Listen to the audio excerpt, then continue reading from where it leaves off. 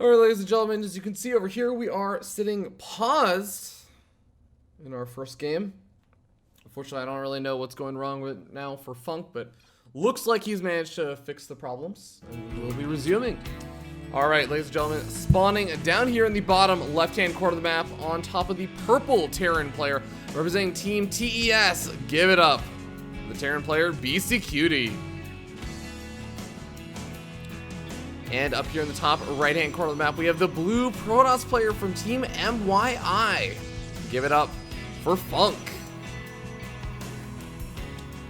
And as I tab out for a moment over here to pull up the brackets and give you guys a little bit more information. For those who are wondering, of course, this is again a continuation from day number 1.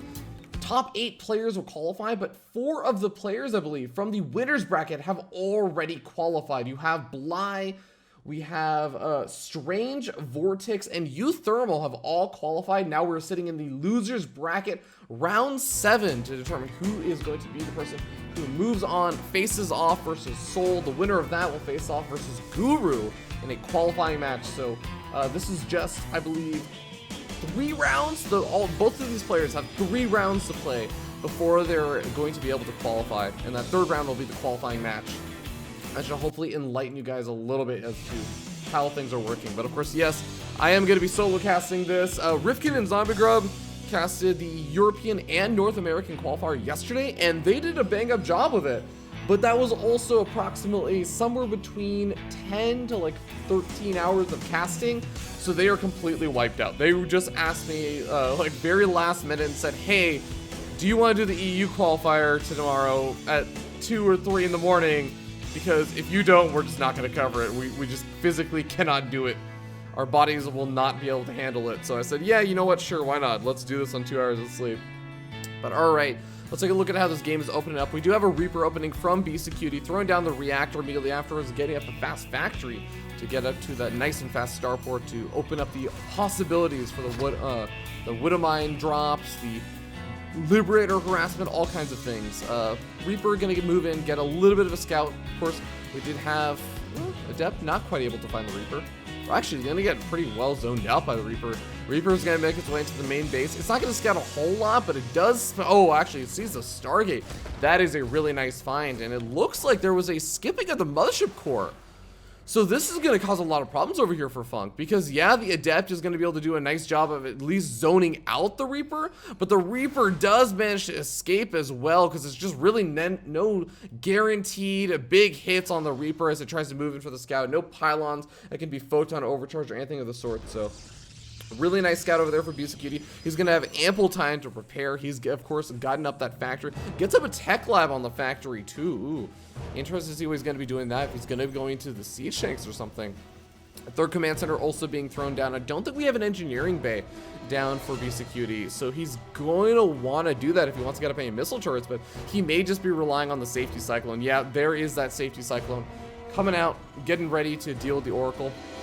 See how effective it is. Reaper looking for another opportunity to maybe get some damage done, but these Adepts are going to do more than enough damage to the Reaper.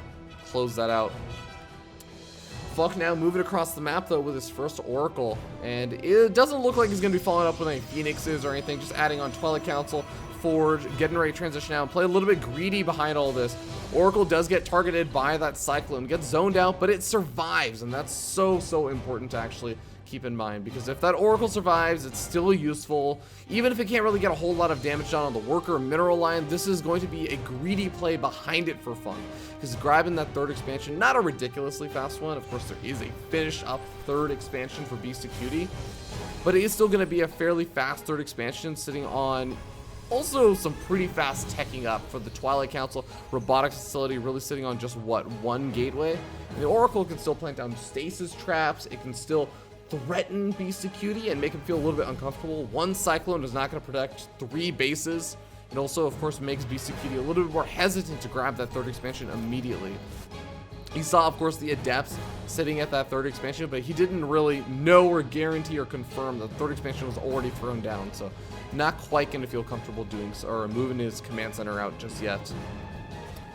But just adding on to the additional barracks, we're starting to see both of these players get into that sort of groove, but really interested to see how late the starport is for Beastyqt. He still has not started it up. And this is definitely getting a little bit on the later side as we get up to, I believe, barracks number 4 and 5. So Beastyqt really going to be looking to power up a large number of barracks units before really even worrying about medevacs or effectively getting any sort of form of early pressure done. In fact, he might just be timing it up with the stim coming out as well as that first set of medevacs and the third expansion being taken. And that's going to give FunK a lot of time to work with. People are saying the music might be a little bit loud. Let me go ahead and adjust that really quickly. Oh yeah, this is a lot louder than it normally is. Actually, let me turn this down to 10%. It looks like for some reason my settings aren't really carrying over to EU today. Usually it does, but let me know if that doesn't sound any better. I can always adjust it. As I do apologize, some of the stuff was a bit of a last minute setup. I effectively found out I was going to be casting this maybe 6 hours ago, and I went to sleep about 3 hours ago. So here we are. But all right, we got the first Warp Prism coming out over here for FunK. Maybe looking for another form of aggression that he can put on. Oracle did get picked off, it looks like. As I do apologize, I think I missed that. Neither one of the Widow Mines ended up getting the kill. But here we go. Warp Prism loads up with 4 Adepts. The Cyclone moving its way across the map. Gonna be able to, get a target fire down on a Sentry, but no, the Sentry's got something to say about that. Sentry does go down, but so does the Cyclone. Uses quite a few Force Fields as well, so maybe not the best trade over there for FunK, because you do want to have those Sentries alive. Not necessarily because you want to be able to Force Field. Force Fields are obviously nice, but more importantly, you really just want to be able to throw out the hallucinated Phoenix out. You want to be able to get that nice scout out on your opponent whenever you want to. But Adepts now making their way into the main base. At the same time, it looks like Beastyqt very far out of position. He's out in the center of the map. There are a couple of units at home that can help deal with this, but with another round of Warp Ins, he could actually do a lot of damage over here. FunK not opting to do so, though. Just opting to use that Warp Ins for a little bit of micro. At the same time, Beastyqt is now finally at that front. Throwing down the scan, sees that he might be able to get some damage done. With some good Widowmine shots, he could do a lot of damage to this very adept Sentry heavy army, but first Widowmine does get sniped off, and Beastyqt is going to be backing up, not able to do a whole lot of damage. 16 workers do get killed off, though, by those Adepts. A ton of damage done over there, and FunK really securing himself a very nice position in this first game so far. Beastyqt scanning down on the main base and maybe just trying to get an idea of where the tech is, seeing if maybe there's a Twilight Council, if there's disruptors coming out, how many robotic facilities there are, any sort of information you can get about the next stage of transition. There is a second forge already finished up that is ready to start researching some of those armor upgrades as well. Not quite doing so just yet, but of course, Beastyqt in his own right, getting up his own +1 armor. I think he only has a single engineering bay though. So he will be falling a bit behind until this second engineering bay gets up and he actually starts getting those double upgrades going. Of course, FunK, he has the +2 weapons finishing up. He's going to be sitting a little bit further ahead than that, but I guess one of the big concerns is going to be where his tech is going to be in preparation for the Liberators that are now starting to come out. Beastyqt is definitely one of the players that has shown he is super comfortable going to the late game of TVP if he can get up to that big Liberator count. I think there's been a couple of games, Rifkin and Zombie Grub will definitely testify to this. A couple of games where Beastyqt has done some serious work on just players in the late game when he gets up to that money composition. Scan going down top of this army, though. FunK looking for a moment or opportunity. I like the fact that he's just using single Adepts to scout around. Oftentimes you end up seeing a lot of pros players getting a little bit lazy with their control, sending in all of their Adept shades, but of course, FunK not doing anything of the sort. Moving in with the Adepts once again and the Warp Prism. Beastyqt taking this as an opportunity to maybe try and pounce on FunK's army, but I don't know if he has a big enough an army over here. He's taking a lot of damage still as those Adepts did a decent amount of work. 6 workers killed for just the 4 Adepts, and I believe the Warp Prism still managed to survive. A couple of the Adepts still alive, but here we go. Beastyqt dropping in the main base after he pulls the army for FunK very far out of position. Mushroom Core goes down after only doing a single photon overcharge, and this double drop is doing a decent amount of damage. Going to be able to depower the robotic facility, going after the photon cannon, but he's going to have to focus on defending over here at the same time. Liberators trying to siege up. These Stalkers do up blink so they can get directly underneath the Liberators. They blink forward, starting to target fire go down. 1, 2 of the Liberators go down. The Adepts not quite fully engaging against his army. Some good force fields also zoning out a bit of the army. but it doesn't seem like FunK is really able to get into the engagement with the majority of his army just yet. At the same time, he's still taking damage, a lot of damage on the other side of the map to the double drop. Finally, a warp in is allowed, and he's able to start getting up some defenses, but FunK, the Immortals are starting to push on through. He's starting to get the damage done, and GG gets called. FunK gonna be walking away with game number 1.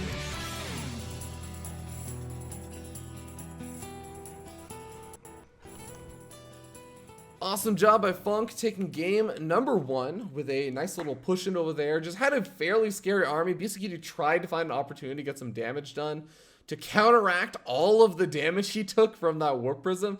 But, you know, the double dropping was doing some good damage. It just wasn't doing game-ending, ridiculous, you know, killing off 20-plus worker damage. Killed off a couple of workers, killed off like 14. Pretty decent number, I would say. But, of course, what can you do when you also need to defend back at home? That's a bit of a problem. Oh, excuse me. But, again, yeah, let me know, guys, if there's any sort of production issues or anything going on, as we are going to be hopping into game number 2.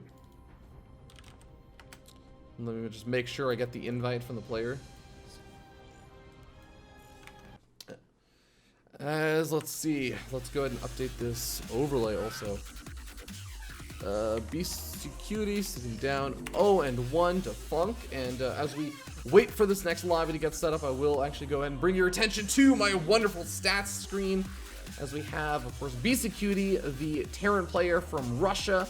He's won $14,000 in prize pool. If you haven't heard of him, he's been around for such a long time. Been around playing since the Wings of Liberty beta, very, very early on.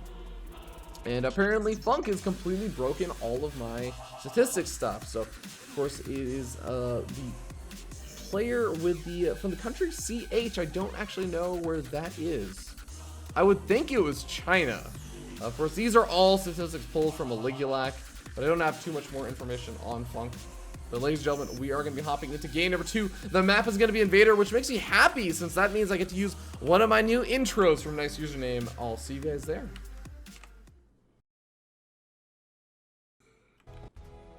All right, ladies and gentlemen, we're hopping into game number 2. And yes, in fact, this is a live series, Crisp93. I see your message in the chat. Of course, everyone, let me know if there are any problems with production. I will get them resolved as fast as possible. Of course, this is a solo cast. I'm sitting on 2 hours of sleep, so do forgive me if I make any critical errors. But ladies and gentlemen, spawning down here in the bottom right-hand corner of the map, we have the pink Terran player sitting down 0-1 in this best of 3. Give it up for TES's Beastyqt. And up here in the top right-hand corner of the map, we have the blue Protoss player representing Team MYI and still sitting up 1-0, 1 game away from moving on to the next round. Give it up for MYI's FunK. Also, quick shout out to LoveToolSC2 for resubscribing to the channel for 6 months. Thank you so much, man. Your resubscription is appreciated as we get ready for the game to start kicking off. Now, of course, I will note this is, of course, on the map Invader. We don't see it as often as we end up seeing a lot of the other maps. Not many players are huge fans of the map in its current form from Blizzard. Of course, Avex did a lot of work. He actually reworked the map, but it's not quite the rework that's going into the changes that are happening on the latter version or on the Blizzard edition of it. Unfortunately, Blizzard did a couple of different changes that some players still are not a huge fan of. It's not quite enough. It was changes with removing, this was originally a pathway between the 3rd expansion and this kind of center top area. Of course, they did end up removing that, but there were some more changes that Avex did. Regardless, you cannot spawn cross-spawn position on this map. So, of course, with FunK scatting around to that probe to the close-by air spawn, he's going to know, okay, I know where my opponent is now. Can send that probe well across the map in a very long scout distance or rush. But Reaper over here for Beastyqt gonna get a little bit luckier. Does scout at his opponent almost immediately, but not quite fast enough as the Stalker and Mothership Core combo are out, and they are gonna be able to deny any form of scouting. Robotic Facility and Twilight Council are both gonna be able to go up without too much information getting out. Now, this does mean that FunK can do all sorts of nice Blink Stalker observer aggression There is some kind of okay opportunities for it. There's a nice kind of wide open area over here where the Blink Stalkers can move on in. If they can get into a good position around this area, the Stalkers get in past this little choke point, there's a really great potential for the Blink Stalkers to do a lot of damage, get some great concaves. But you do, as a Terran player, want to try and hold off the Blink Stalkers around this area. It's a little bit far away from the natural expansion, a little bit further away from reinforcement and everything, and there are, of course, the potential for Stalkers to knock down these rocks, get a little bit of damage done this way, but blinking on through. But for the most part, I haven't seen too many games on this map, and I actually am pretty sure that both of these players haven't played that many games on this map of Protoss versus Terrans. So still a potential to just kind of exploit a little bit of the terrain if you have a little bit more of that experience. Blink is being researched, chrono boosted out. We see a couple of gateways being added on. Of course, now a lot of Protoss players these days, they go for Blink, but it's not really an aggressive Blink, it's a defensive Blink. And especially on a map like this, the reason why a lot of players have so many problems with Invader is because it's so hard to defend all 3 bases, and we do have that Widowmine drop coming in.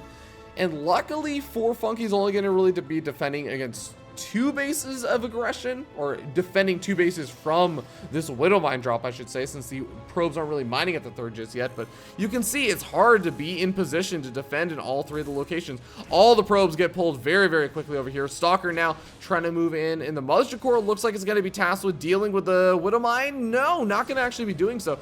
Getting over to the natural expansion, making sure that he's in place, and now effectively FunK is not really mining at all. Widowmine managed to get 2 worker kills. There's a 1 worker kill over in the main base as well. So FunK handling this just about as well as he possibly could, and is going to be able to clean up that other Widowmine. Resumes mining, and will be able to get up that 3rd expansion without too much of a hitch. Siege Tanks coming out for Beastyqt. Maybe a bit of the safety Siege Tanks. I'm a little bit worried about some of the potential for Blink aggression. Liberator actually spots out the War Prism. He hasn't seen the 3rd expansion, so he doesn't really confirm or guarantee that he's not going to be facing a bit of that aggression. That might be part of the reason why he's going for the Siege Tanks, but he spots out that 3rd expansion. He may even just transition this out into going for a little bit of Siege Tank aggression, not just for the defensive play, but there are some really cool Siege Tank Marine pushes that you can do. They tend to do pretty well in these sort of mid-game stages, but as the game goes on, it doesn't scale quite as well. But Tech Lab being added on over here for this additional barracks in a very weird place. Oh, Observer. Observer wants to stay alive as long as possible. But man, I've really got to say, Beastyqt is kind of concerning me right now, because he's been sitting very passively at home, trying to get the Widowmine drop done. Didn't really accomplish a whole lot. Doesn't have a 3rd expansion out. Is starting to get out some of the medevacs, but hasn't really found an opportunity to move out with them. Very fast 3rd expansion out for FunK. Beastyqt is almost forcing himself into a very aggressive position. Now, of course, there are a lot of Terran players, they say, okay, well, it doesn't really matter if I'm not on a fast 3rd expansion. When my main base starts to mine out, I'm just going to lift up my main base command center, float it over to my 3rd, and that's going to be my 3rd. But I still don't know how I feel about this from Beastyqt. He's really, I feel like, got to do something. Just because of how early this 3rd expansion was. Yes, you can float your main command center over to your 3rd, but you're still sitting on a 2-base economy versus a 3-base economy. And FunK's 3-base economy has been up for quite a bit of time. He's, of course, had time to get up, I believe it was the Adept Resonating Glaives upgrade from that Twilight Council, getting up some of those upgrades as well as +1 finishes up, getting up some of the Immortals, and just adding on a lot of these gateways. And it's getting to that point where when he starts getting up to the large gateway count, when he starts warping in, he's going to start to really pump out a large number of units. I think Beastyqt is going to have trouble dealing with. And it's one of those situations where, again, like, the game goes on, and FunK is going to get more and more into his groove. Beastyqt is sitting on these 4 Siege Tanks now, getting up a 5th Siege Tank, and looks like we may finally be seeing that move out. Beastyqt, is this going to be a little bit too late, or is it going to be hitting at exactly the right time? There are going to be a couple of Immortals out, 4 Immortals going to be out, but are they going to be well positioned in time? Half of the army for FunK may be completely out of position to deal with the push out. Beastyqt now moving out. I think a single Adept may have scouted out or seen a bit of the army. If he didn't see the army before, he definitely sees it now. He's going to be able to pull that army, and he has us sitting over the natural expansion into the right position. Adept's going to be getting into position. Of course, also has those Stalkers that have Blink and try and catch maybe one of the Liberators that are in the army off guard. Maybe try and Blink on top of the Siege Tanks, but you got to be very careful. Ooh, missed an opportunity over there to pick off some of the Liberator, or one of the Liberators. Of course, a bit of a dangerous play since the entire rest of the armies over there, including those siege tanks. But Adepts looking for an opportunity to move on in. Of course, the Blink Stalkers can follow this up. He does move in with those Adepts. The Blink Stalker's also going to be able to be blinking on forward. He gets a decent number of pickoffs. The Adepts all go down, though, to the siege tank fire. Some of the Marines also go down as well. And this ends up being a pretty close defense. I feel like FunK is going to be more happy with it than Beastyqt, as he just has such a ridiculous number of warp gates out now. As he's sitting on 11 warp gates, still has that robotic ability producing these immortals. He's got to be very careful about his positioning over here, though. He doesn't want to engage down the ramp, and in fact, he moves into a very weird position. I guess he wasn't totally aware where Beastyqt's army was. Beastyqt getting into a very good siege up position over here. And now FunK is kind of caught in a awkward angle. I think that he's waiting for Beastyqt to move up with a Bioforce so he can move in from the backside, snipe off these siege tanks with the Adepts and the Blink Stalkers, and try and get the defense up, really relying on those foot and overcharges. He does manage to push the army far enough back that now he can try and move into pounce over here. Adepts moving on forward, getting a full surround almost on this entire army. He's going to be able to play cleanup. GG gets called, and FunK to game number 2 and the series.